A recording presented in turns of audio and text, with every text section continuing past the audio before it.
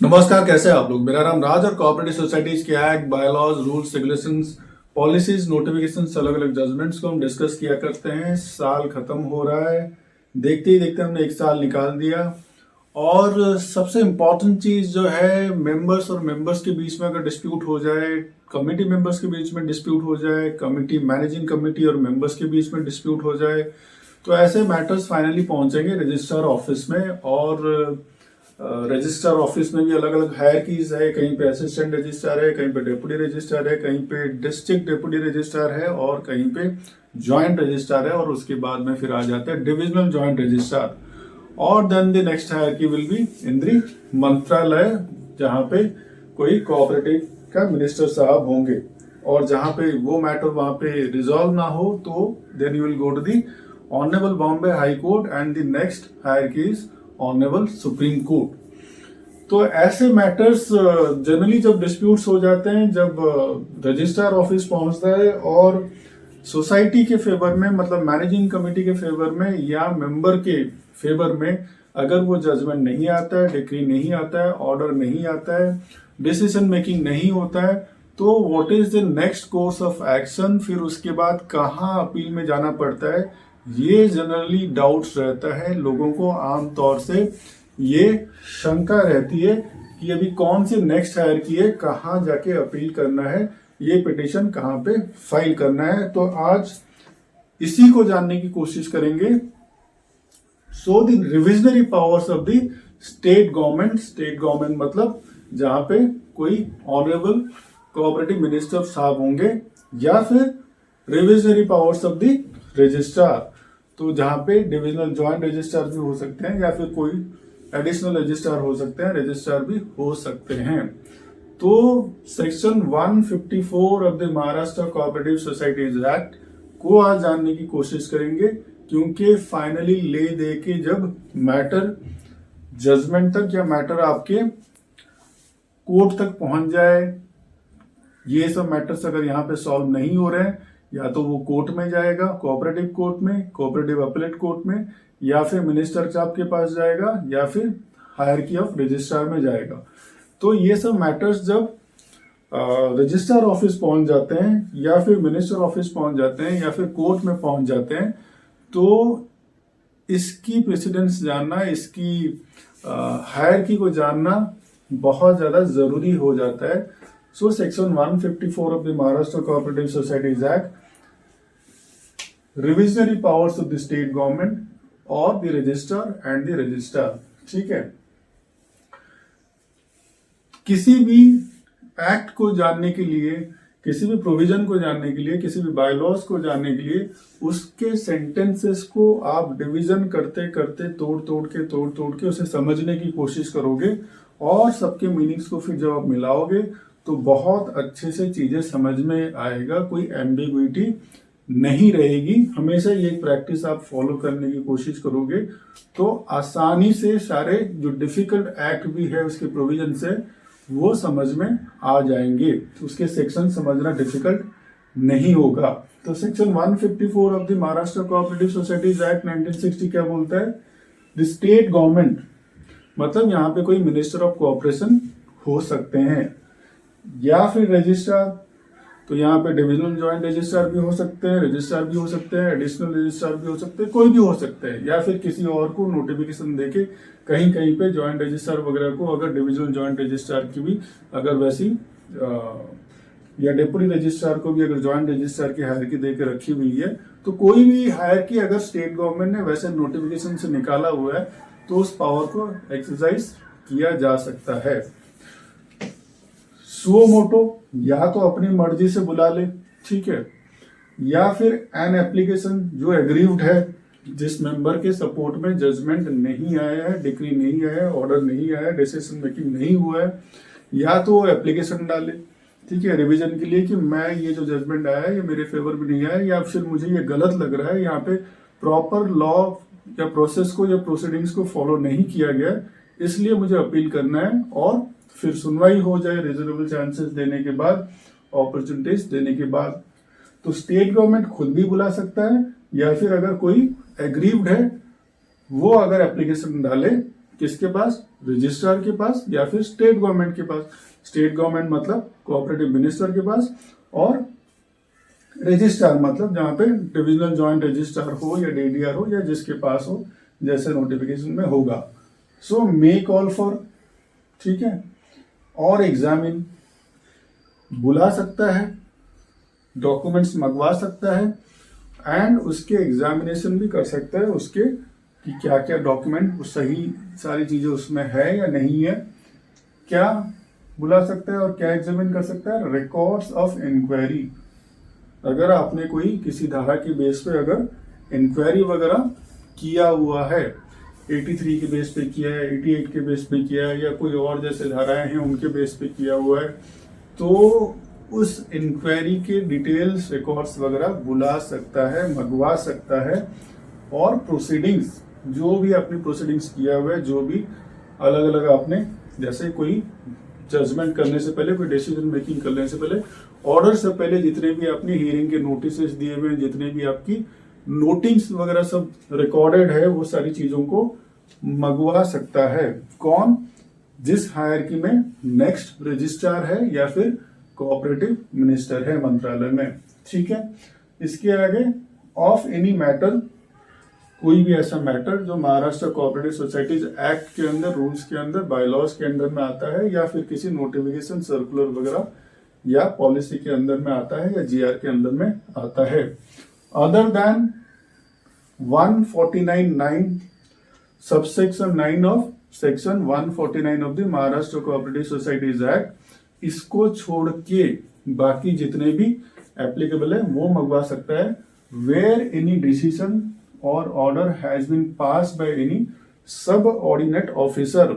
अब subordinate officer मतलब आप शुरू कर दो, ऑफिसर शुरू हो जाता है असिस्टेंट रजिस्ट्रार से, फिर उसके बाद डिप्टी रजिस्ट्रार, फिर district deputy registrar, divisional joint registrar, फिर एडिशनल रजिस्ट्रार और रजिस्ट्रार। तो सब ऑर्डिनेट ऑफिसर एक दूसरे के हायरकी के ऊपर, जो ऊपर है उसके नीचे जो है वो हो जाएगा सब ऑर्डिनेट ऑफिसर, ठीक है। क्या है इसमें? अदर देन 149(9) को छोड़ के, इसको छोड़ के क्यों? इसमें क्या है? सेक्शन 149(9) क्या है? कोऑपरेटिव अपीलेट कोर्ट में कॉल फॉर, क्योंकि ये जो मैटर है अगर ये कोऑपरेटिव कोर्ट के दायरे में आ जाता है, फॉर एन एग्जाम्पल जैसे एजीएम का कोई डिसीजन वगैरह है, एजीएम की कोई रेजोल्यूशन वगैरह पास है, then this will go to the cooperative court, ठीक है। अगर कोऑपरेटिव कोर्ट के दायरे में आता है, वहां गया हुआ है, फिर कोऑपरेटिव कोर्ट के जो डिसीजन है उस पे भी अगर कोई तकलीफ है, जो एग्रीव्ड है, then it will go to the cooperative appellate court. उसके नेक्स्ट स्टेप में फिर उसके बाद आ जाएगा हाई कोर्ट, फिर उसके बाद आ जाएगा ऑनरेबल सुप्रीम कोर्ट। तो कोऑपरेटिव अपीलेट कोर्ट में सेम ऊपर जैसे मे कॉल फॉर एग्जामिन क्या रिकॉर्ड्स ऑफ द इंक्वायरी और द प्रोसीडिंग्स, ठीक है। तो यहां पे भी वैसे may call for and examine the record of any proceedings in which an appeal lies to it, मतलब वो मैटर जो कोऑपरेटिव अपीलेट कोर्ट में जो अपील में जा सकता है। अपील में क्या जा सकता है? कोऑपरेटिव कोर्ट का अगर कोई डिसीजन है, कोई जजमेंट है, कोई डिक्री है, कोई ऑर्डर है, वो फिर उसका नेक्स्ट स्टेप है वो कोऑपरेटिव अपीलेट कोर्ट में जा सकता है। तो for the purpose of satisfying itself as to the, किस चीज के लिए कोऑपरेटिव अपीलेट कोर्ट ये सेटिस्फाई कर ले, उसको ये पता चल जाए, ये असर्टन हो जाए, इसकी कंफर्मिटी हो जाए क्या कि लीगलिटी, क्या वैध तरीके से सारी प्रोसीडिंग्स हुई, कानूनी तरीके से, लॉफुल तरीके से, एंड द प्रोप्राइटी, एप्रोप्रिएट तरीके से, सही तरीके से, राइटफुल वे में किया गया है या नहीं किया गया है, या बेसिकली अगर आप प्रोप्राइटी को अगर बोलोगे मोरल तरीके से अगर किया गया है या नहीं किया गया है, ऑफ एनी डिसीजन और ऑर्डर। डिसीजन जनरली आप बोल सकते हो कि डिसीजन इन्फोर्सेबल भी हो सकता है, नॉन इन्फोर्सेबल भी हो सकता है जनरली, या फिर ऑर्डर जहां पे जो कि बाइंडिंग होता है, जो जजमेंट होता है बाइंडिंग होता है, डिक्री होता है, और उसको अबाइड करना ही है। डिसीजन मेकिंग में बहुत सारे टाइम में क्या होता है, एक्सप्लेनेशन के साथ में आपकी ओपिनियन वगैरह भी दी जाती है, तो इसलिए यहाँ पे लिखा हुआ है डिसीजन और ऑर्डर। ठीक है, पास्ट मतलब ऑलरेडी वो साइन होके निकल गया, पास हो गया, ऑर्डर निकल गया। ठीक है, प्रोसेस में नहीं है, ऑलरेडी फाइनलाइजेशन जिस चीज का हो गया है। अगर ऐसी चीज हो गई है और स्टेट गवर्नमेंट को ऐसा लग रहा है कि उसे रिवीजन करने की जरूरत है, कैसे रिवीजन करने की जरूरत है, जब उसके पास में कोई एप्लीकेशन आ जाए, ठीक है, रजिस्ट्रार के पास में या फिर स्टेट गवर्नमेंट के पास में, मिनिस्टर साहब के पास में आ जाए, कोई एप्लीकेशन डाल दे, या उनको खुद से लगे, उनके पास ऐसे किसी भी सोर्स से आए कि अभी इसको रिवीजन करने की जरूरत है, वो सुओ मोटो भी बुला सकता है या फिर एप्लीकेशन से बुला सकता है। ठीक है, क्या करने के लिए, मॉडिफाई करने के लिए। जजमेंट वैसे रहेगा, डिक्री वैसे रहेगा, मगर उसमें थोड़ा बहुत कुछ चेंजेस करना पड़ेगा, एडिशन डिलीशन वगैरह कुछ करना पड़ सकता है। या फिर उसे एनल करने के लिए पूरा का पूरा उसे खारिज कर दो, वो आप कर सकते हो। या फिर उसे क्या करोगे, रिवर्स कर दोगे। मान लेते हैं कि प्लेंटिफ की तरफ में कोई जजमेंट है, ठीक है, फेवर में जजमेंट है, सोसाइटी की तरफ में कोई जजमेंट है और मेंबर की तरफ वो जजमेंट नहीं है, ठीक है, बट मेंबर को लग रहा है कि जो सही है वो उसकी तरफ से आना चाहिए था और गलत जजमेंट जो है वो उनके फेवर में गया है सोसाइटी मैनेजिंग कमेटी की तरफ से। तो ऐसे केसेस में जो कोर्ट है, कोऑपरेटिव अपीलेट कोर्ट है, तो वो इसको रिवर्स भी कर सकता है। तो फेवर किस तरफ, जजमेंट का फेवर मेंबर की तरफ भी आ सकता है और सोसाइटी या सोसाइटी मैनेजिंग कमेटी के अगेंस्ट भी जा सकता है। ठीक है, as it may pass such order as it may deem just. जो कोऑपरेटिव अपीलेट कोर्ट को लगेगा कि ये सही है और इसी तरीके से जजमेंट होना चाहिए था, इसमें से ये पोर्शन निकाल सकते हैं या पूरा का पूरा जजमेंट उल्टा कर सकते हैं, ठीक है, या फिर उसे पूरा का पूरा खारिज करना है, तो ऐसे चीजें कोऑपरेटिव अपीलेट कोर्ट कर सकती है। ठीक है, तो सेक्शन 149(9) जो है ये कोऑपरेटिव अपीलेट कोर्ट के अंडर में आ गया, इसीलिए यहाँ पे स्टेट गवर्नमेंट एंड रजिस्ट्रार के यहाँ पे ये डाला नहीं गया। इसको एक्सक्लूड करके बाकी जितने चीजें हैं वो स्टेट गवर्नमेंट एंड रजिस्ट्रार के पास में डाला गया है। सो वेयर एनी डिसीजन और the order has been pass by and subordinate officer, मान लेते कि असिस्टेंट रजिस्ट्रार ने पास किया, जैसे अलग अलग जुरिस्डिक्शन के हिसाब से नंबर ऑफ सिटीजन्स किस लोकल एरिया में कितने रहते हैं उसके हिसाब से वहां पे number of societies assistant registrar या ज्वाइंट रजिस्ट्रार या कहीं पे डिप्टी रजिस्ट्रार के अंडर में दे दिया जाता है एंड उसके हिसाब से फिर उनकी हायरकीज किसके ऊपर किसको क्या अपील करना है सेट की जाती है। कौन से छोटे एरिया में किसको असिस्टेंट रजिस्ट्रार बिठाना है, थोड़ा बड़ा एरिया है तो कहाँ पे ज्वाइंट रजिस्ट्रार बिठाना है या डीडीआर वगैरह बिठाना है, ये सब नोटिफिकेशन के हिसाब से डिसाइड किया जाता है फ्रॉम द स्टेट गवर्नमेंट। ठीक है, so where any decision of the order has been pass by subordinate officer, पकड़ लेते हैं कि आप असिस्टेंट रजिस्ट्रार है, and no appeal lies against such, और यहाँ पे कोई अपील उसके अगेंस्ट में नहीं है। क्यों नहीं है? जहां पे डिसीजन और the order for the purpose of satisfying themself as to the, अगर आपको ऐसा लगे कि ये सब सही है, किसके हिसाब से सही है, लीगैलिटी मतलब उसकी वैधता को लेके सही है, उसमें कोई तकलीफ नहीं है, या उसकी प्रोपर्टी को लेके मतलब मोरली या सोशली वो सही है या गलत है, वो अगर सही है उसमें कोई तकलीफ नहीं है, तो उसमें जो प्रोसेस है फॉलो करने में कोई इशू नहीं है। अगर ऐसा है of any such decision of order and to the regularity of such proceedings, मगर जैसे जैसे जिस प्रोसेस के थ्रू में ये प्रोसीडिंग्स होना चाहिए था, अगर मान लेते 2-3 हियरिंग्स देना चाहिए था, नोटिस देना चाहिए था, दोनों पक्षों को इक्वल अपॉर्चुनिटीज देने चाहिए थे, सबको रिकॉर्ड्स अपने सबमिट करने चाहिए थे, ठीक है, और सारी चीजों को एज पर एविडेंस वगैरह जितना जो देना चाहिए था उनको सबमिट उन लोगों से ले लिया गया। इक्वल अपॉर्चुनिटी सबको देने के बाद जो एक्ट को फॉलो किया गया, बायलॉज को फॉलो किया गया, रूल्स को फॉलो किया गया, और जो भी नोटिफिकेशन सर्कुलर्स या ऐसे कुछ पॉलिसीज वगैरह या जीआर होगा उनको फॉलो करते हुए, मतलब एंड टू द रेगुलरिटी, इसलिए रेगुलरिटी ऑफ सच प्रोसीडिंग्स होने के बाद, ठीक है, इफ एनी केस, ये होने के बाद सच प्रोसीडिंग्स, ठीक है, if in any case it appears to the state government, अगर स्टेट गवर्नमेंट को, मिनिस्टर साहब को ऐसा लगा, ठीक है, या फिर रजिस्ट्रार साहब को ऐसा लगा, जहां पे स्टेट गवर्नमेंट को ऐसा लगेगा या रजिस्ट्रार को ऐसा लगेगा दैट एनी डिसीजन और ऑर्डर, ठीक है, कहीं पे ओपिनियन हो और वो बाइंडिंग ना हो, या कहीं पे ऑर्डर हो बाइंडिंग ही हो, ठीक है, उसको आपको अबाइड करना ही पड़ेगा। सो कॉल्ड फॉर, जिसके लिए आपने अपनी मर्जी से बुलाया या आपके पास में एप्लीकेशन आया था और जिसके बेस पर भी आप डिसीजन लेने जा रहे हो, जजमेंट करने जा रहे हो, ऑर्डर पास करने जा रहे हो, ठीक है। फिर जैसे हमने कोऑपरेटिव अपीलेट कोर्ट में देखा, या तो आप मॉडिफाई कर लो, या तो आप एनल कर लो, या तो आप उसको रिवर्स कर लो, उल्टा कर दो जजमेंट को,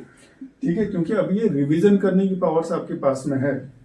तो उसको आप मॉडिफाई भी कर सकते हो, एनल भी कर सकते हो और रिवर्स भी कर सकते हो। जो किसका, जहां पे हम सबऑर्डिनेट ऑफिसर की बात कर रहे थे। अब सबऑर्डिनेट ऑफिसर यहाँ पे असिस्टेंट रजिस्ट्रार है, तो उसके ऊपर जो भी होगा ज्वाइंट रजिस्ट्रार या डीडीआर या कोई हो सकता है, और जहां पे ज्वाइंट रजिस्ट्रार हो तो फिर यहाँ पे मंत्रालय हो सकता है, ठीक है, वहां पे कोऑपरेटिव मिनिस्टर हो सकता है। कोऑपरेटिव मिनिस्टर्स भी जैसे कई सारे ऐसे केसेस में हो सकता है कि 100, 200 या 250 मेंबर के लिए कोई अलग मिनिस्टर साहब हो सकते हैं, और बड़ी सोसाइटीज के लिए कोई अलग मिनिस्टर साहब भी हो सकते हैं, ठीक है।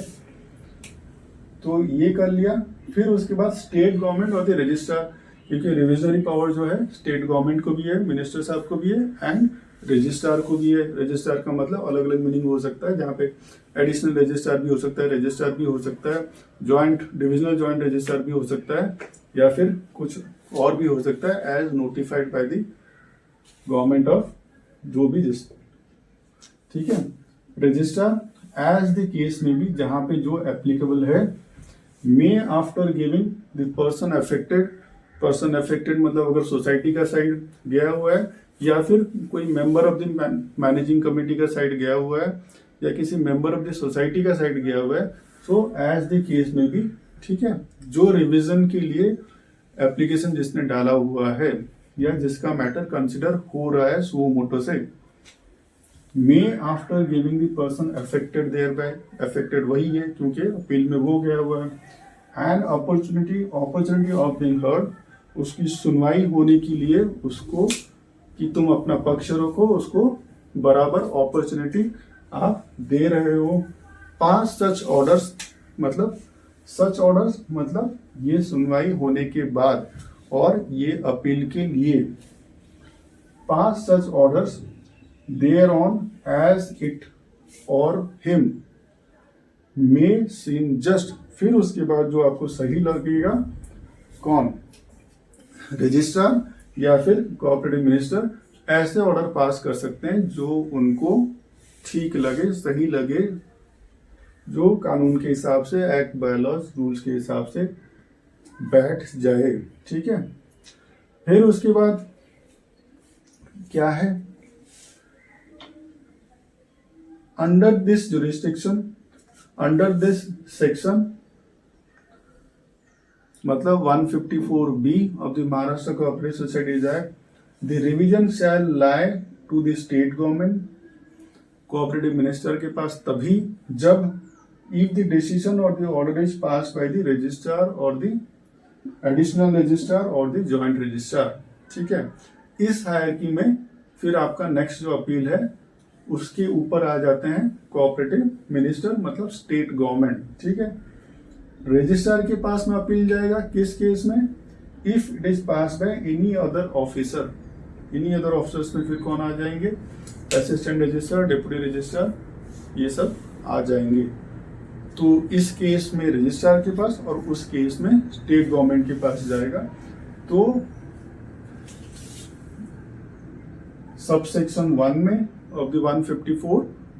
के 1 में और 154 के 2 में ये दिया गया है, बहुत क्लियरली डिफाइन किया गया है कि किसके पास कौन सा जाएगा, कहाँ पे क्या आप अपील करोगे, उसके बाहर आप कुछ नहीं कर सकते हो। इसके आगे भी प्रोविजंस है, मगर आज हम उसका पहले प्रोविजन को जानने की कोशिश किया हम लोगों ने। तो पार्ट 1 आप इसको समझ लीजिए, इसके बाद हम दूसरा वीडियो भी बनाएंगे। इसके आगे की जो प्रोसीडिंग्स है, टर्म्स कंडीशंस वगैरह है, राइडर्स है, उसको भी जानने की कोशिश करेंगे। तो आज ये हमने क्लियर करने की कोशिश की, बहुत ही सिंप्लीफाइड वे से समझने की कोशिश की कि जहाँ पे कोई ऑर्डर, जब ग्रीवेंसेस वगैरह रजिस्टर ऑफिस जा रहे हैं, चाहे वो असिस्टेंट रजिस्टर हो, डेप्यूटी रजिस्टर हो, डीडीआर हो, जेटीआर हो, तो आपका ऑर्डर अगर आपके फेवर में नहीं आ रहा है, आपको लग रहा है कि ये लॉफुल तरीके से, मतलब ये फेवर दूसरा हो सकता था,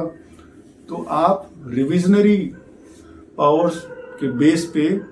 आपको एप्लीकेशन डालना है। तो कहाँ डालना है, वेदर आपको स्टेट गवर्नमेंट के पास जाना है, कोऑपरेटिव मिनिस्टर के पास में, या रजिस्ट्रार की किस हायरार्की में जाना है, इसके लिए आज हमने ये डिस्कस किया और मुझे लगता है काफ़ी कुछ डाउट्स वगैरह क्लियर हुए होंगे।